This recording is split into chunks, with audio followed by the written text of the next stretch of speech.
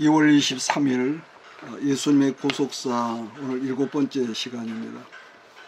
창세기 11장에서 어느 날 아브라함의 그 아버지 데려가 죽자 말자 하나님은 아브라함에게 말씀하시기를 내 본토와 친척과 아비집을 떠나 내가 지시하는 곳으로 가면 네 자손을 하나 둘이 아니라 하늘의 별 같은 많은 자손을 주시리라고 약속을 하셨습니다.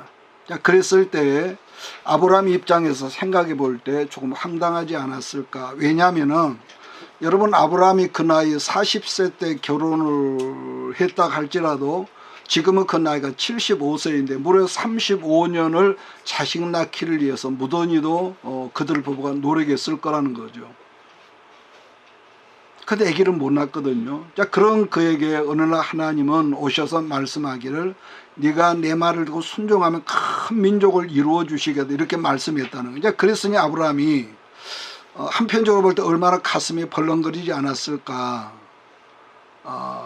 그렇게 해서 아브라함이 우여곡절 속에 하나님이 지시한 땅으로 옮겨가기만 하면은 아마 금방이라도 줄줄이 사탕처럼 아이들이 태어날 것으로 막 꿈꿨을 것이라는 것을 우리가 성경을 보면서 추측하는 거죠.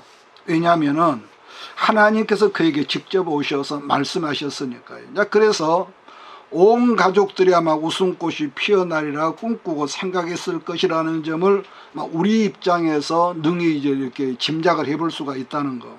그런데도 창세기 12장 5절 말씀을 보면은 마침내라는 한 단어를 여러분 지지난 시간에 제가 여러분 설명했지 않겠습니까? 왜냐하면은 아브라함도 우리가 똑같은 사람인지라 현실을 생각하지 않고 그냥 믿음으로 순종했다고 그렇게 한다면은 여러분 그렇게 말하면 그건 거짓말입니다.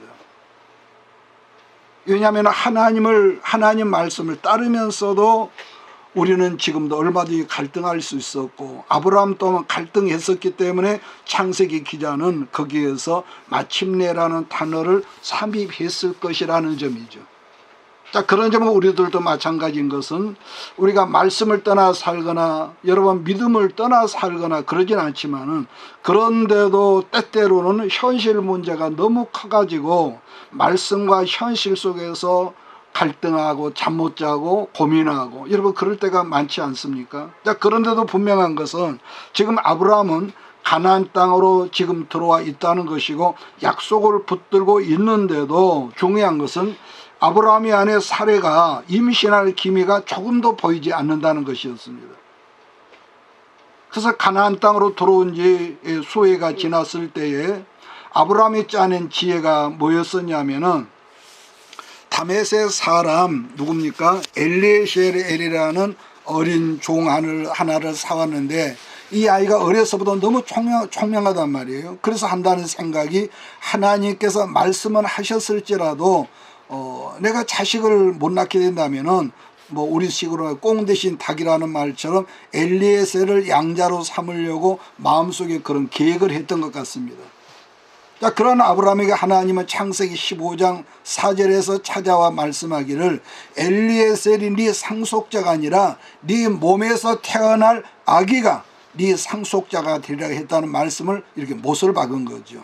더불어서 아브라함이 시험 들어서 하나님께서 말씀하시도 않았는데 애굽으로 그가 내려갔다가 여러분 그 자기 부인을 빼앗기는 큰 창피를 당하고 다시 가나안 땅으로 돌아올 때 애굽 사람 누굽니까? 하갈이라는 어린 그 젊은 여자아이 하나를 데리고 왔는데 그 여자로 하여금 아브라함의 씨를 받아서 아기를 낳게 하는 시바지로 작전을 이들 부부가 모의를 했다는 거.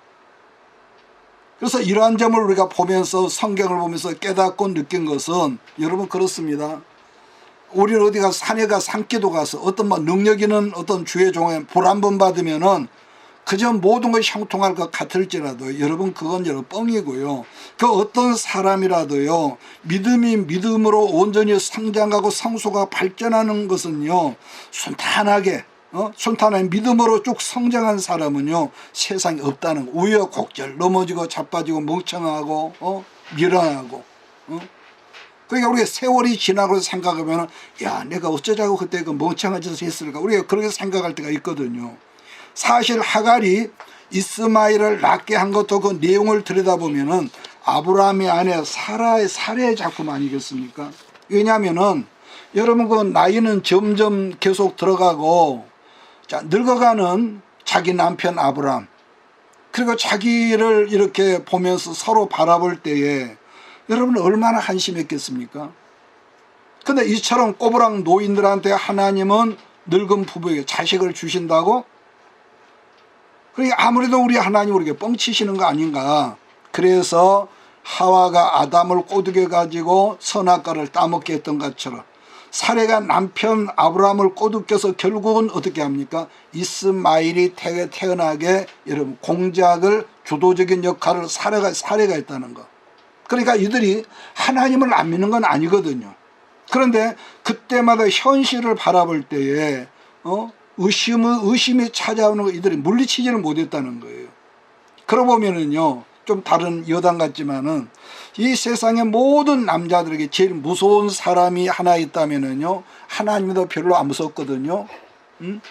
우리가 어떤 죄를 지어도 하나님은 뭐냐, 자비하셔서 우리의 잘못과 우리의 허물을 오래오래 참고 기다리세요. 그래서 여러분 귀신도 무섭지 않고 그런데 오직 모든 남편들에게 무서운 사람 하나가 있다. 그게 누구냐? 항상 남편 곁에서 잔소리라는 아내를 마누라를 제일 두려워하는 것이 이 세상 모든 남자들의 공통적인 점이라는 거예요. 그러니까 이 세상의 모든 아내들의 특성은 자기들이 좋을 때는 온통 그냥 입이 벌려서 하일라브 하지만은 조금만 거슬리면은 우리 하나님처럼 자비도 없어. 옛날에 했던 거 잊어버리지도 않아. 그저 틈만 나면 공격하는 무시무시한 이 사람이 아내 역할을 하라 여자였다는 거죠. 물론 아내 사라의 입장에서 본다면 자기는 본래 아기를 낳지 못하는 불임증병에 걸려있는 사람이고 더군다나 지금은 늙어서 생리도 끊어진 세월이 오래됐단 말입니다. 또 하나는 하나님은 반드시 아브라함의 몸에서 나오는 씨로 말미암는다 했으니까 씨는 아브라함 것이니까 밭이야 누구 밭일지라도 상관없는가 하는 아니겠는가 하는 것을 이걸 먼저 사례가 꿈꿨다는 거. 그런데 희한하게도요, 하나님의 약속을 지난 세월 기다릴 때는 전혀 임신의 가능성조차 보이지 않던 자식이 아브라함이 시험 들어서 하갈을 취했던 그날 밤에 당장 하갈이 임신이 되었고 1년 뒤에 이스마엘이 태어났다고 하는 점입니다. 자, 그런데 이번에는 하나님께서 오셔서 뭐라고 하느냐, 아브라함 네 몸에서 나온 씨로 말미암지만은 네 안에 사라의 몸에서 태어난 사람이라에 결코 참내 신이라고 이렇게 못을 박았다는 겁니다. 여러분 그런 걸 보면은요, 우리 하나님의 고집이라는 것은요 보통 센 것이 아닙니다. 그러니까 당신께서 한번 내가 이렇게 하시겠다면은 속된 말로 하늘이 두 쪽이 나도 반드시 당신의 뜻을 이루고야만은 하나님이라는 것을 여러분 아멘할 수 있기를 주의로 부탁을 합니다. 그래서 그처럼 아브라함의 믿음이 갈팡질팡 하는 가운데 태어난 사람이 결국은 이삭이라는 것인데, 여러분 이삭이라는 이름의 뜻이 뭐냐면은 여러분 기억하시죠? 웃음이란 웃음. 하나님께 아들에 대한 약속을 받았을 때가 창세기 17장 17절을 보면은요, 아브라함이 하나님 앞에서 얼마나 웃기네 하면서 엎드러져서 아브라함이 웃었다고 그랬습니다. 왜? 안 믿어지니까. 반면에 아브라함의 아내 사라는요, 창세기 18장 12절 말씀 보면은 그 마음속으로 하나님 말씀을 듣고 웃었다고 그랬습니다. 왜? 하나님 말씀이 안 믿어지니까. 그러한 사례를 보시고 아시고 하나님은 내가 왜 웃니? 그러니까 이 사례가 깜짝 놀라가지고 저 안 웃었거든요 그랬습니다. 그랬을 때 하나님은 내년 이맘때 네가 아들을 낳을 텐데 그 아이의 이름을 뭐라고 했다는 거예요? 웃음이라고 지어라 그래요. 웃음이라고. 그러면은 아브라함은 엎드려 비웃은 것을 그 아이 이름을 부를 때마다 자기가 말씀 앞에 웃었던 것을 생각할 것이고, 사라는 자기 중심으로 하나님 말씀을 비웃은 것을 생각할 것이라는 그 의미가 그 이삭 속에 있는 것이죠.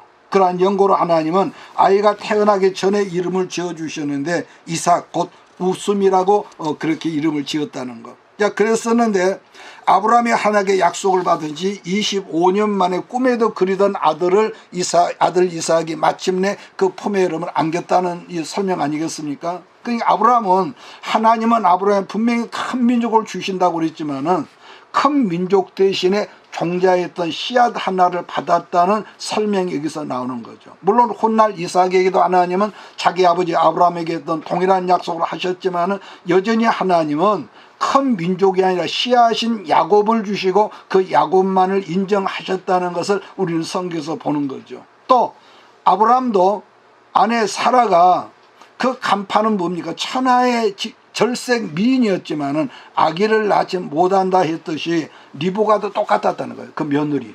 그러니까 사라와 리브가가 어느 정도 아름답고 예뻤냐면은 성경이 있습니다. 그들이 어느 곳에 갔을 때 어느 지경 갔을 때도 자기 마누라라고 소개하지 않고 내 누이 동생이라고 자기 마누라를 소개했다는 걸 여러분 기억해 보십시오. 그러면은 왜 그런 거짓말을 이 족장부들이 했을까 하면은 그 당시에는 아내라고 하면은 자기 아내가 너무 이쁘면은 남편인 자기를 죽이고 빼앗아가는 그런 일이 비일비재했던 것 같습니다.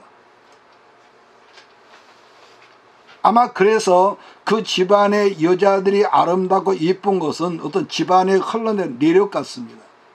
왜냐하면 훗날 라헬의 아들 요셉도 얼굴이 너무 잘생기기 때문에 여러분 그 주인 마님 때문에 그 죽을 고생을 했지 않습니까? 그런데 아들 이삭은 자기 아버지 아브라함처럼 갈팡질팡하지 않았다는 점을 우리가 성경을 보면은 그런 게 있단 말이에요. 그러니까 아브라함의 경우는 처음에 자기 종 엘리에셀을 양자로 삼으려 했다가 하나님께 혼이 났고, 그래도 아브라함이 몇 조금 지나서 포기하지 않고 애굽 여자 하갈을 통해서 어떻게 합니까? 이번에 이스마엘을 낳습니다.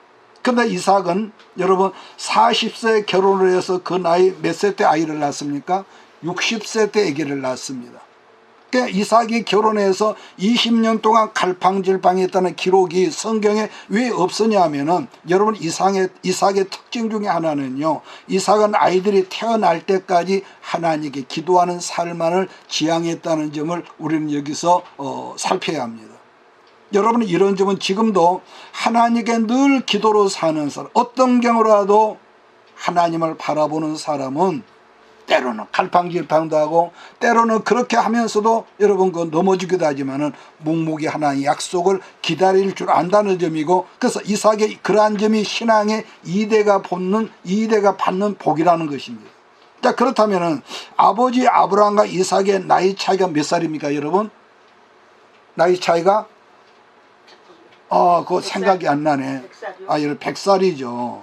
그런데 아들 이삭은 40세에 결혼해 60살에 아들 에서하고 야곱을 낳지 않습니까? 그래서 아버지 아브라함은 75세 때 약속을 받았지만 그동안 세상 말로 온갖 잡다한 행동을 다 했지만은 아들 이삭은 결혼 후 20년 동안 다른 기록이 없어요. 왜? 오직 기도하는 삶을 그가 지향했기 때문에.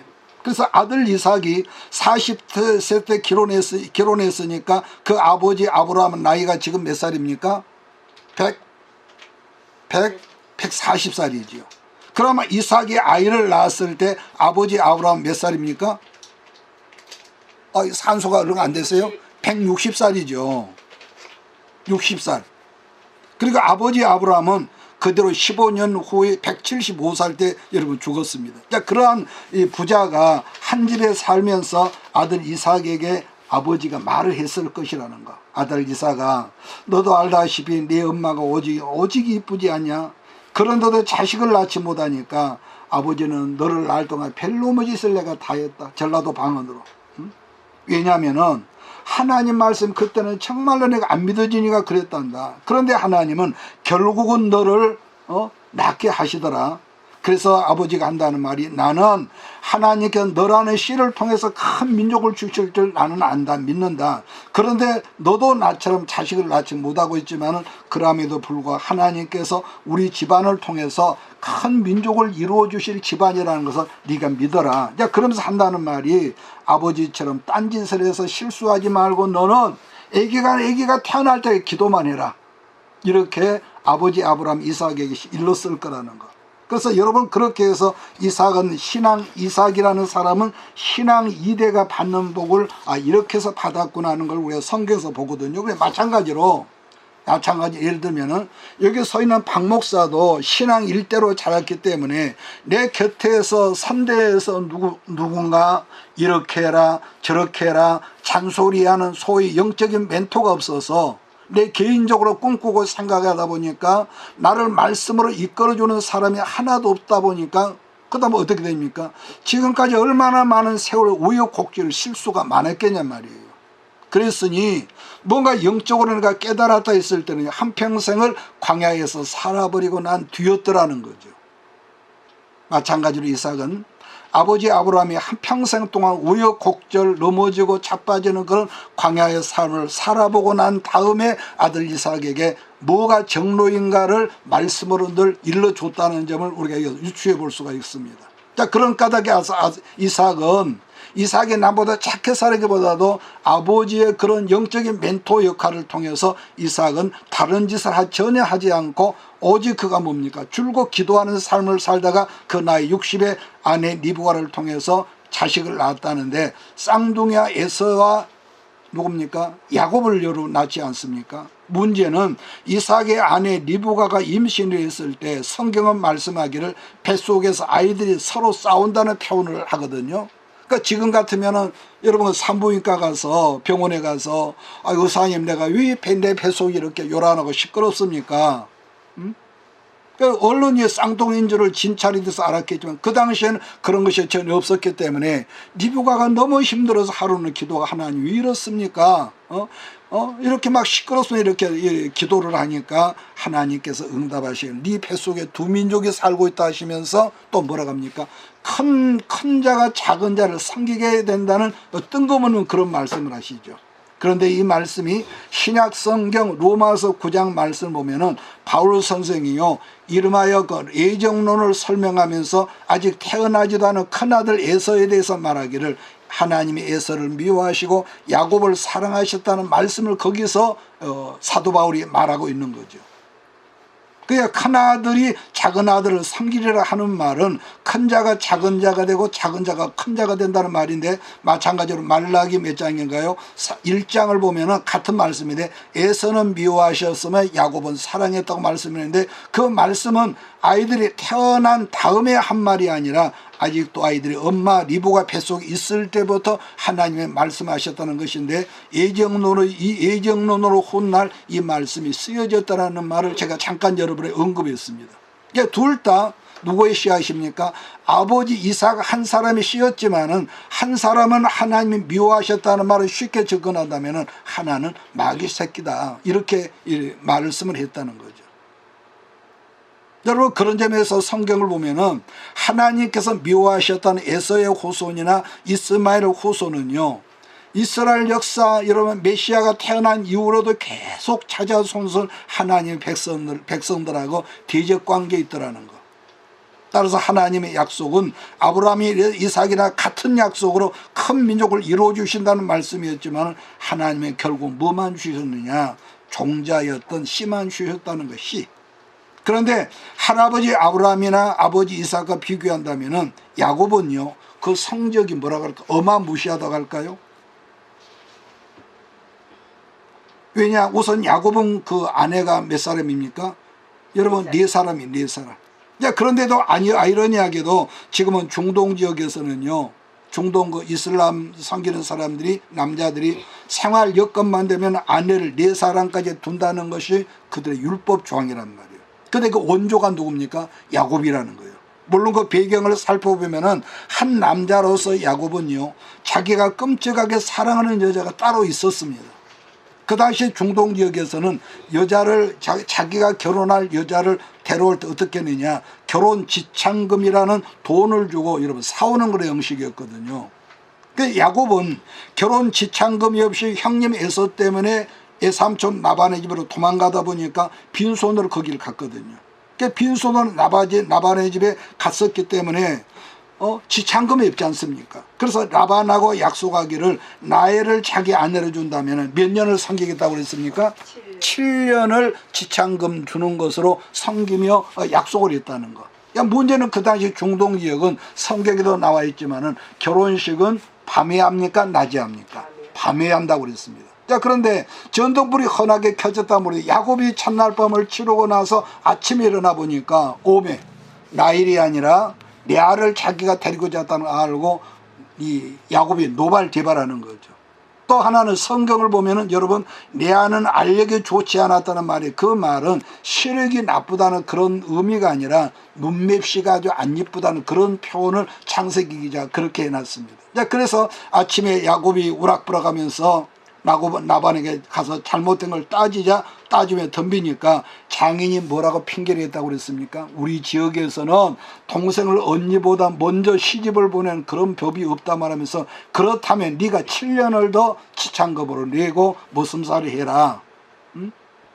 그래서 그 사랑하는 여자 라헬을 얻기 위해서 7년을 일한 다음에 드디어 꿈에 그리던 라헬을 아내로 얻었지만, 문제는 이번에는 어떤 문제가 있느냐, 두 여자가 아이 낳는 경쟁을 하면서 집안이 하루도 조용할 날이 없었다는 거.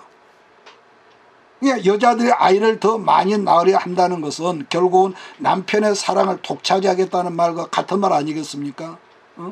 그러니까 아이 낳기를 서로 경쟁하다가 결국은 레아도 라헬도 자기들의 몸종으로 있었던 두 여자를 남편 야곱에게 이렇게 주었다는 거. 그렇다면은 이제 어떤 일이 벌어지겠습니까? 몸종들이 아이를 낳으면은 그 아이를 여주인이 안고 있으면은 그 아이를 보려고 남편이 들녘에 갔다가 자기 방으로 찾아올 거 아니겠습니까? 자, 그렇게 해서 남편의 사랑을 더 받기 위해서 몸종을 남편에게 주었지만은, 자, 그래서 야곱은 졸지 어떻게 됩니까? 마누라가 네 사람이나 생기게 된 거고. 자, 그런 바람에 마누라 넷을 통해서 아이들을 12를 낳았다는 거. 아무튼 할아버지 아브라함도 하나님은 씨앗을 주셨고, 아버지 이삭에게도 씨앗을 주었지만은, 반면 야곱은 실력이 엄청 좋은 사람이 되었다는 것은 이제 이 종자가 12개가 됐거든. 12개가. 자, 그런데 여기에서 우리가 잠깐 하나님의 입장을 생각하자면은, 하나님이 세상 어떻게 끌고 가시느냐, 운행하시냐면요, 예를 들자면 하나님은 나라는 사람을 부르시자마자 당장 복을 보너스로 부어주시는 것이 아니라, 내가 여러분이 태어나기도 전에 창세전부터 나를 아시는 하나님은 내가 여러분이 언제 태어날 것을 미리 아시고 나라는 사람의 삶을 통해서 하나님이 원하시는 방법대로 그 사람을 이끌어 가셨다는 거예요. 이끌어 가셨다는 거. 이걸 다르게 표현한다면 하나님은 창세전에 창세를 계획하시고 저만큼 요한계시록이라 한다면, 그 다음은 아담이 잃어버렸던 천국 파라다이스를 전부 다 계획해 놓으시고 이 사람을 만드시고 또 저 사람을 만드시고 계속 만들면서 저 요한계시록에서 말씀하신 그 끝까지 이루어가지고 그 계획대로 아무렇게나가 아니라. 자, 그럼 여기서 창세기 17장을 우리가 한번 보도록 하겠습니다. 창세기 17장.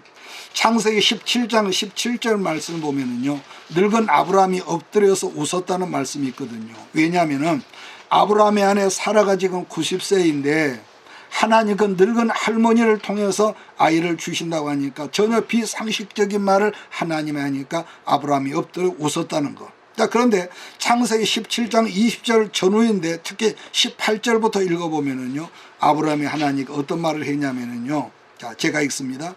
아브라함이 하나님께 고하되 이스마엘이라 하나님 앞에 살기를 원하나이다라고 했잖아요. 자, 그래서 하나님은 아브라함에 어떤 말씀을 하시냐면은 17장 19절 21절을 함께 읽겠습니다. 시작. 하나님이 이르시되 아니라 네 아내 사라가 네게 아들을 낳으리니 너는 그 이름을 이삭이라 하라. 내가 그와 내 언약을 세우리니 그의 후손에게 영원한 언약이 되리라. 이스마엘의 대하에는 내가 네 말을 들었나니 내가 그에게 복을 주어 그를 매우 크게 생육하고 번성하게 할지라. 그가 12두령을 낳으리니 내가 그를 큰 나라가 되게 하려니와 내 언약을 내가 내년 이 시기에 사라가 내게 낳을 이삭과 세우리라. 보세요. 하나님께서 아브라함에게 말씀을 하실 때가 하갈에 낳은 이스마엘의 나이가 지금 14살이거든요. 자, 그러면은 창세기 25장을 여러분 빨리 한번 찾아보세요. 창세기 25장 12절부터 뭐가 나오냐, 하갈이 낳은 아들 이스마엘의 족보가 이러면 등장하거든요. 25장에. 거기 보면은 누구를 낳았고 낳았다 했는데 창세기 25장 16절 말씀 보면은 12지도자로 했지만 개혁 성경은 지도자라고 하지 아니하고 두령이라고 하지 아니하고 방백이라고 그랬습니다. 이 말씀은 하나님의 창세기 17장에서 말씀한 그대로 이스마엘이 12방백 지도자를 낳았다는 말씀을 그대로 기록하고 있더라는 것이죠. 그러므로 이러한 여러분 사실은요, 우연히 어떻게 되려고 해서 되는 것이 아니라 아브라함이 하나님 앞에 엎드려 웃으면서 한다는 말이 이스마엘이나 살게 해주세요 말했던 아브라함의 믿음 없는 기도라도 하나님이 들으시고 기억하시고 다 응답해 주시는데, 이삭은 아직 엄마 뱃속에 임신도 하지 않은 상태에서 이름까지 지어주셨는데, 나 하나님이 내게 말한 모든 복은 이삭으로부터 이루어지리라 이렇게 하셨다는 것. 근데 진짜로 그 당시 14살짜리가 그 약속을 받았지만 나중에 세월이 지나놓고 보니까 하나님 말씀한 그대로 아들들이 더 나오지도 않고 덜 나오지도 않고 여러분 12방백이다 그랬거든요. 여러분 하나님은 그래서 어느 시대나 한 사람 한 사람 이끌어 가실 때나 이 세상을 이끌고 가실 때에 우리는 알지 못하고 깨닫지 못할 뿐이 창세전에 여기서 저 것을 다 보시고 알고 계시기 때문에 세상을 이끌고 가신다는 것인데, 그래서 성경은 뭐라고 합니까? 하나님을 이끌어서 알파와 오메가 곧 시작과 처음과 끝이 한 곳에 있다는 말씀을 그렇게 하셨다는 겁니다. 따라서 하나님의 계획이나 하나님의 뜻은 창조시 처음부터 이스라엘은 12지파였다는 이런 우리가 생각을 할 수가 있는 거죠. 여러분, 야곱의 할아버지 아브라함이 175세 죽었고 야곱의 아버지 이삭이 몇 살에 죽는 걸 여러분 기억합니까? 180세 죽었습니다. 그렇다면 그때 야곱의 나이가 몇 살이냐? 이삭이 60살 때 아들 에서와 야곱을 낳았으니까 지금 야곱의 나이가 120살입니다. 제가 무슨 말을 하려고 이 말을 하냐면은, 아버지 이삭의 입장에서 야곱이 12명의 아들을 낳으니까 야, 엄청나게 잘 나왔구나 이렇게 했을지 모르지만 이삭 입장에서, 그러나 아브라함에게는 종자인 씨만 주셨고 이삭에게도 이 종자인 씨만 주셨거든요. 그런데 하나님은 한 나라의 이름을 아브라함이라고 말하지 않고 이삭이라고 말하지 않고 오직 그 나라 이름을 이스라엘이라는 국호를 주셨다는 점을 여러분 생각해 보자는 거. 그래서 하나님은 야곱에게서 12아들이지만은 하나님은 한 지파에 또 하나의 씨앗들을 이렇게 주셨구나 하는 걸 우리가 성경을 보면서 생각할 수 있는 거고요. 그래서 하나님은 아브라함에게 분명히 약속하기를 뭐라고 합니까? 처음에 큰 민족을 내가 너게 주는데 하늘의 별처럼 바닷가에 모래같이 내가 많은 자손을 줄게. 그래도 하나님은 아브라함이나 이삭이나 야곱에 주셨던 거 뭐만 주셨다 하냐면은 종자인 곧 씨앗만 주셨다는 거죠. 그렇다면 이 부분에서 우리들이 말씀을 마무리하면서 질문할 수가 있거든요. 분명 하나님은 큰 민족을 분명히 누누이 약속을 하시고 거듭거듭 말씀을 하셨는데, 실제로 그 약속의 뚜껑을 열고 보았더니 아브라함도 이삭도 야곱에게도 씨앗인 종자만 주셨는데 왜 그랬을까? 그러지 않겠습니까? 그래서 여러분, 우리가 성경을 배울 때 말씀을 연구할 때는 그저 믿습니다가 아니라 어떤 분은 그저 덮어놓고 믿어라. 여러분 그건 아닙니다. 그래서 베레아 사람들처럼요, 우리가 평소에 시간 나면은 성경을 좀 살펴보는 게 굉장히 중요하죠. 그러면은 왜 그랬을까? 자, 여기서 제가 오늘 어차피 시간이 다 되니까 전체는 못하겠고 좀 생뚱맞은 대답으로 여러분 들리겠지만은요, 하나님께 왜 그랬을까? 바알신 때문에, 바알신 때문에. 이스라엘 조상인 아브라함이 본토와 친척 아비집을 떠나서 찾아간 가나안 땅의 그 당시 주신이 뭐였냐 하면은요, 물론 여러 가지 작동한 신이 많이 있었죠. 바알의 마누라가 아세라 신도 있었고 몰렉 신도 있었고 뭐 여러 신이 있었지만은 그 당시 가장 으뜸으로 섬기는 주신이 무슨 신이라고요? 바알 신이었습니다. 그러니까 우선 바알 신은 그들이 이 개념이 뭐냐면은 천둥 번개를 다스리는 그런 신이었다는 거죠. 그러다 보니까 바알 신이 뭘 주관하는 신으로 그들이 섬겼냐면, 첫째는 비를 내리게 하는 신으로 이렇게 섬기고 믿었습니다.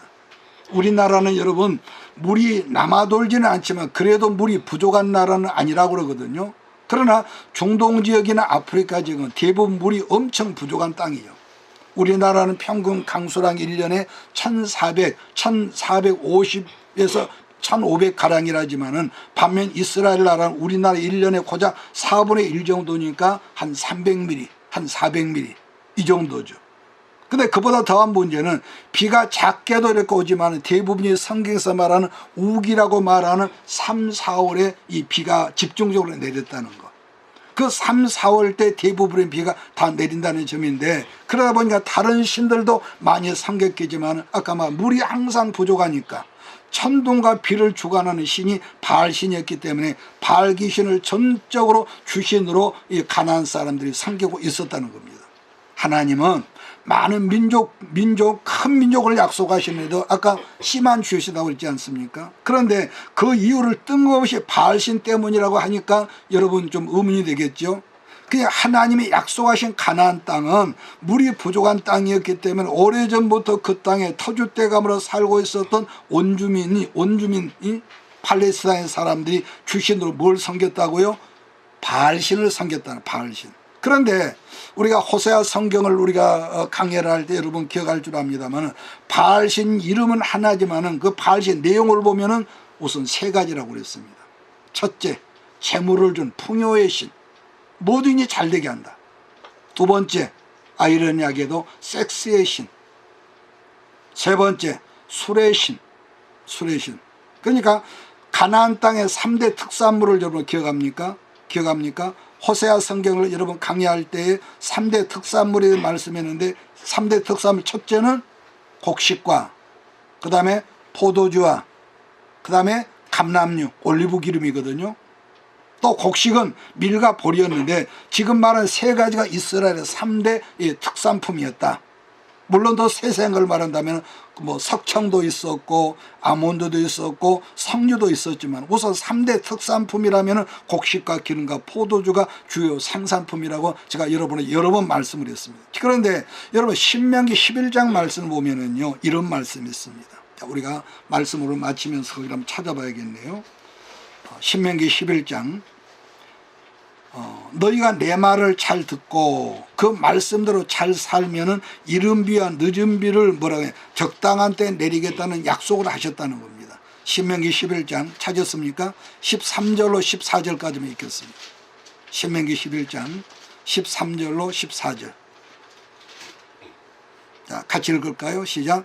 내가 오늘날 너희에게 명하는 너희 명령을 너희가 만일 청종하고 너희 하나님 여호와를 사랑하여 마음을 다하고 성품을 다하여 섬기면 여호와께서 너희 땅에 늦은 비를 적당한 때에 내리시리니 너희가 곡식과 포도주와 기름을 얻을 것이요. 거기까지.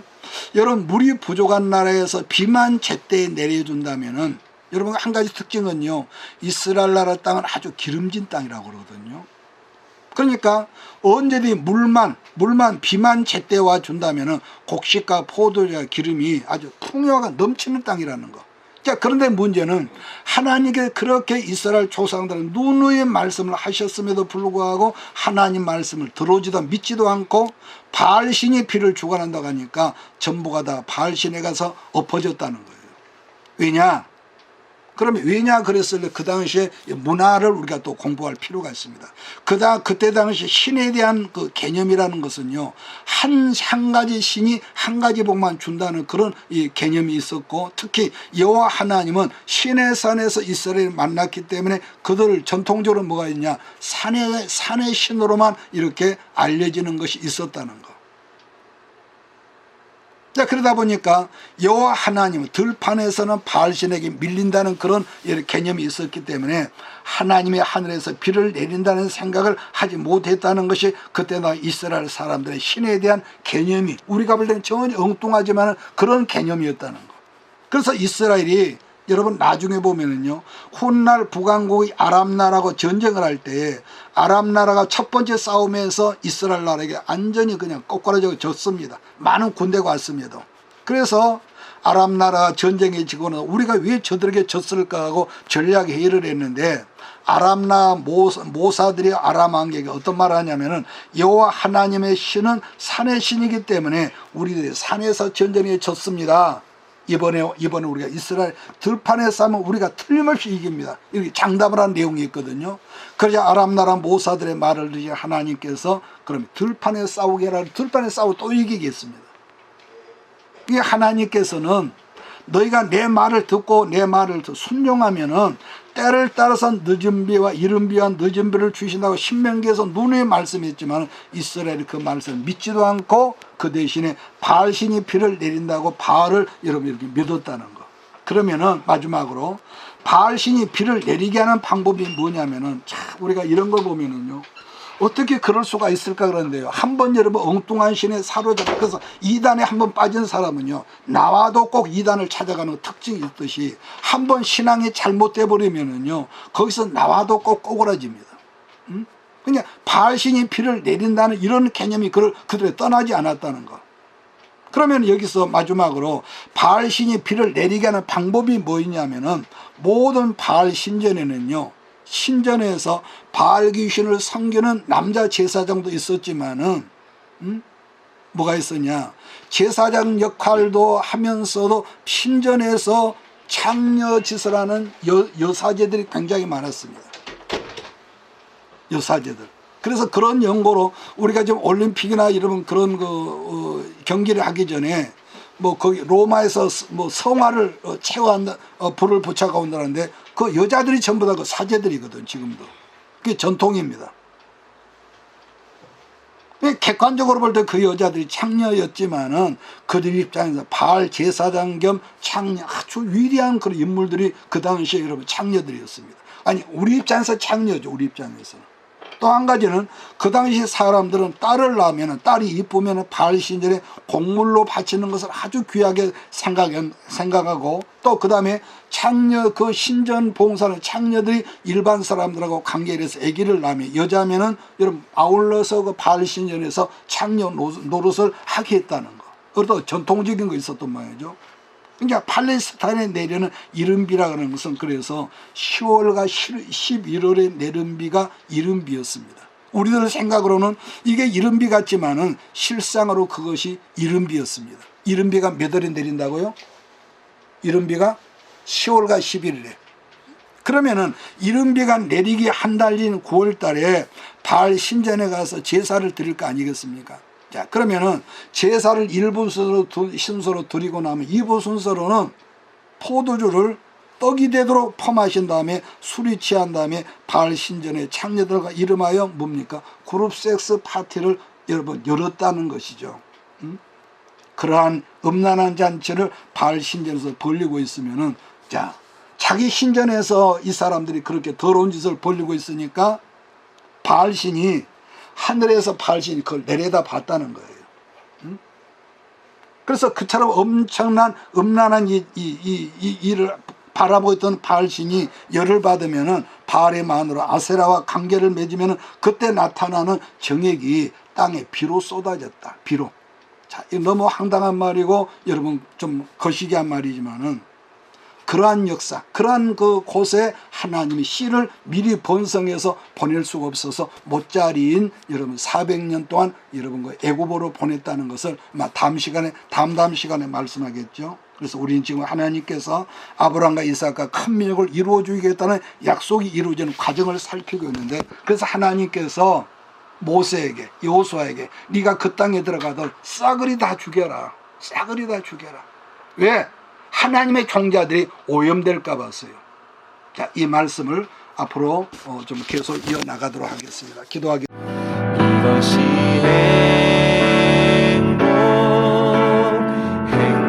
행복이라고 세상은 알 수 없는 하나님 선물 이것이 행복이라오 하나님의 자녀로 살아가는 것 이것이 행복이라오